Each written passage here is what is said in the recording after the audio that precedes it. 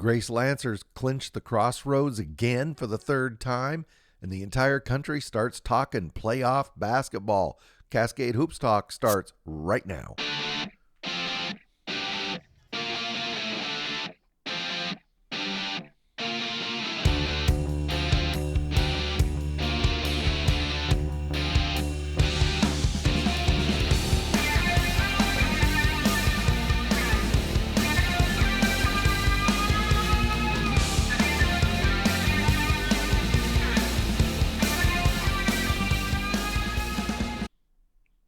Yeah, I missed this the other day. I apologize to these two players. Normally, I try to get the players of the week the day they come out. But Mason Lockhart, he was the NAIA Offensive Player of the Week, Johnson Royals. Congratulations to Mason. That's a great honor. And then Chase Harris, if you listen to us talk to Coach Easley, he gave us a heads up when he got the email that morning that Chase Harris was the Defensive Player of the Week for the Life University Running Eagles. Congratulations to those two young men.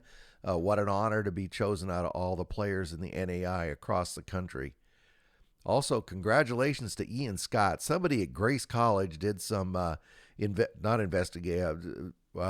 research. Boy, that's the word I'm looking for. They found that Ian Scott is the only college player in America who has achieved 400 points, 200 rebounds, and 120 assists. And so we just wanted to recognize that.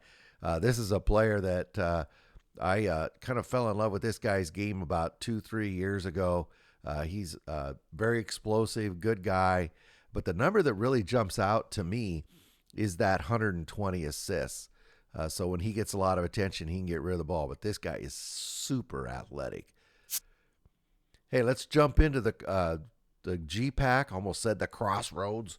The GPAC where Dort won again. No, don't be shocked. They're really hot, aren't they, though? 25-2. So Jake Hargens, he had a double-double, 15 points, 11 rebounds. And Lucas Lorenzen, 23 points, 3 rebounds. They defeated Morningside there in the DeWitt at Dort. They beat them 87-82. And they have to go to Dakota Wesleyan on Saturday. That's a game that Dakota Wesleyan dearly wants to win. Concordia, they won tonight. They played Doane in Seward. They beat them 89-59. Tristan Smith, 19 points, 9 rebounds. Elijah Gaith, 13 points, 5 rebounds. Noah Shutt didn't play. I'm not sure the story there. They go to 22-5, and they're going to play out at Mount Marty on Saturday. And Northwestern, they also win again. They beat Briarcliff at Briarcliff 98-70. Jesse Van Kalsbeek, 29 points, 9 rebounds. Jalen Langsy, 25 points, 2 rebounds. It's been a while since we said this, but 2 freshmen right there. They go to 23-4, and they will host Waldorf on Saturday in their final GPAC game. So here's the scores. No surprises here. I'll just scroll through them quickly. And let's go to the standings in the GPAC. Again, Dort has clinched the conference. Dakota Wesleyan and Morningside are tied for that last playoff spot. I'm going to show you coming up on Saturday. So Morningside, when I say last playoff spot, last home playoff game, the hosting that first round, I apologize. So Morningside is going to host Briarcliff, and Dort has to go to the Corn Palace. We'd all have to give Morningside the nod on this. They're at home playing Briarcliff, and Dakota Wesleyan has invited a buzzsaw over. But you never know. It's the Corn Palace, so, and then Northwestern's going to play Waldorf. But keep an eye on those 2 games. See who's going to get that first round home game. In the Hart tonight, Baker won. They got one more Hart game left. They beat Benedictine 89-70. Ahmed Magoob, 16 points, 7 rebounds. Quentin Harvey, 14 points, 5 rebounds. They go to 23-3, and they will host William Penn on Saturday. Run down the games here. Only one game I was going to mention. Graceland beat Peru State. That was a good win for Graceland. I'll show you in the standings here. They're kind of battling for that second place.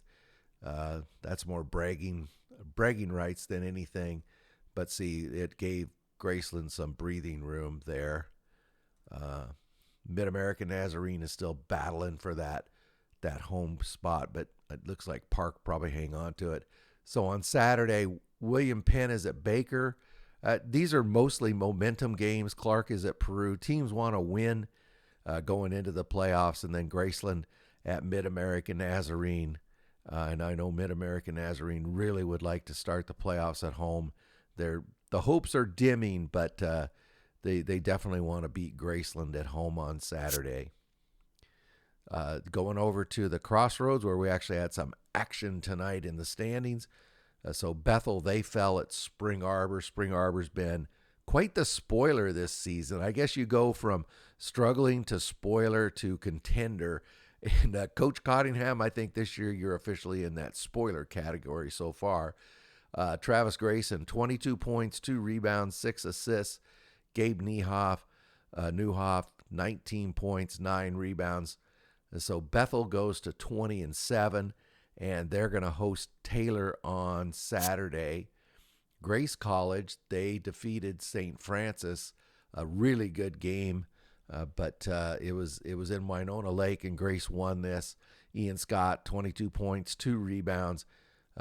Brett Sycophus, 18 points. So Grace with that win, they are the Crossroads champions for the third time. This is getting ridiculous. But no, congratulations to Grace. Great program there. Coach Scott Moore has done a good job. He's got some amazing players and 3 Crossroad championships.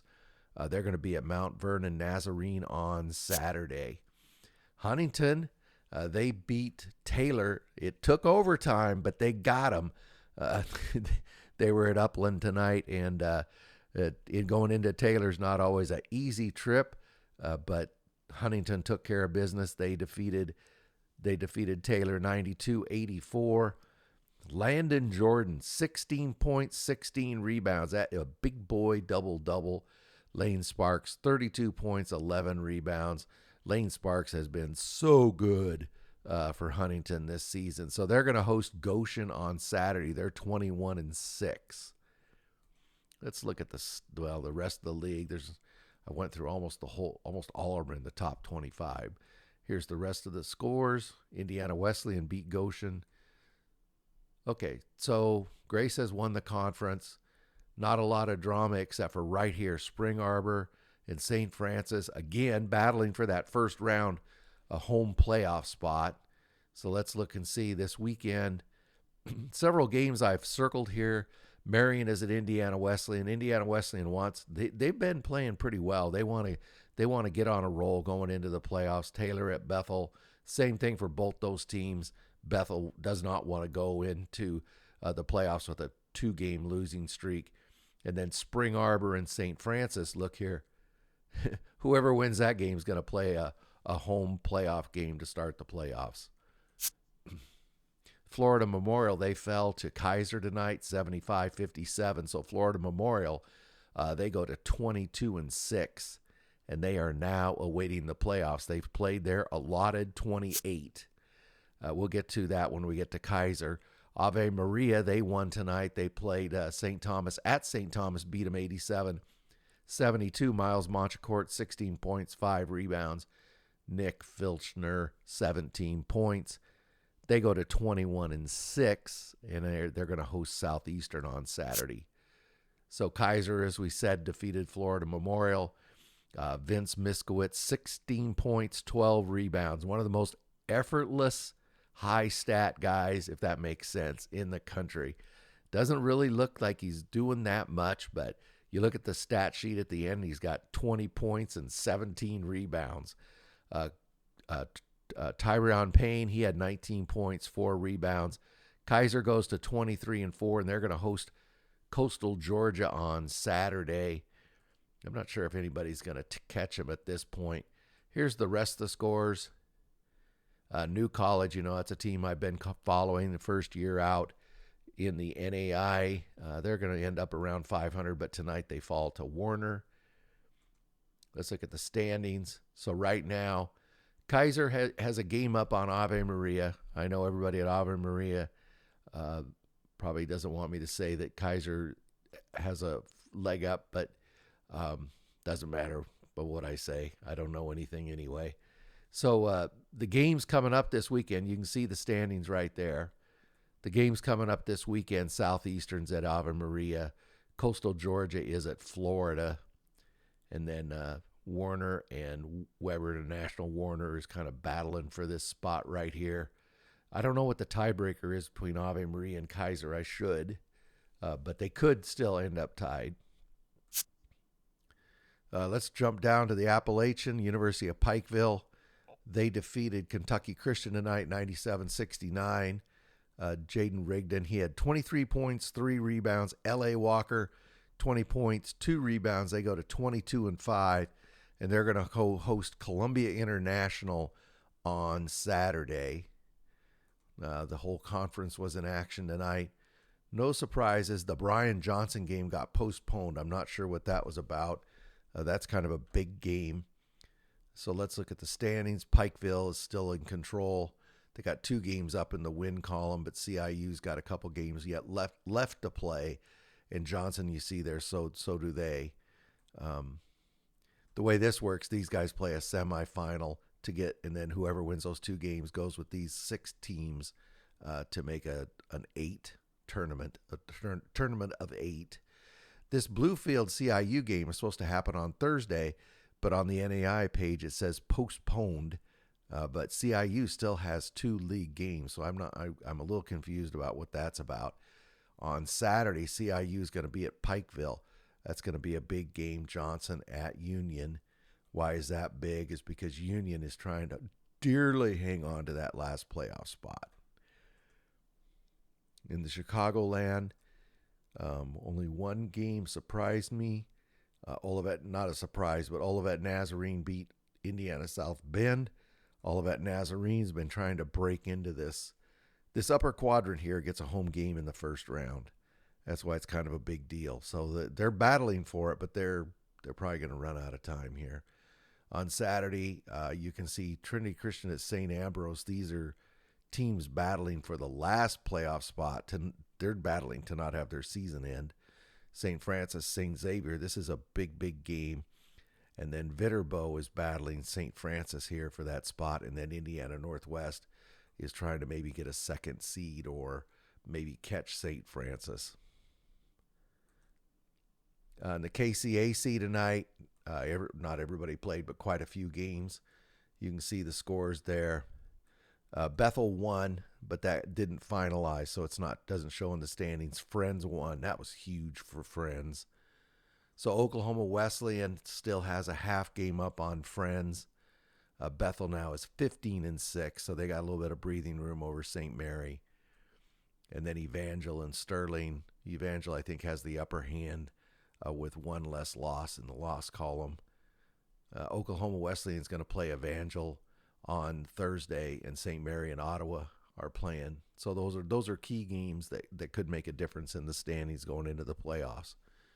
In the WAC conference tonight, you can see there, Cornerstone won, Rochester Christian. Every team you would expect to win won. Here's the standings. So Indiana Tech definitely is going to win the conference. Rochester Christian is hanging on to that. Again, these guys play a semifinal and then join these other 6. So you get below this line, you have to play another round of playoffs. That's what I'm trying to say. So on Saturday, Cleary is playing Rochester Christian. And this game here, Defiance and Michigan Dearborn, this is these guys are dead tied for the last playoff spot. So whoever is done here is done, and whoever wins here goes on to the playoffs. That's what I have. We're working on a guest for tomorrow, but get out and watch these final few games. Everybody's playing for all the marbles. Man, the last few games I've watched have been out and out. I mean, just warfare, super physical.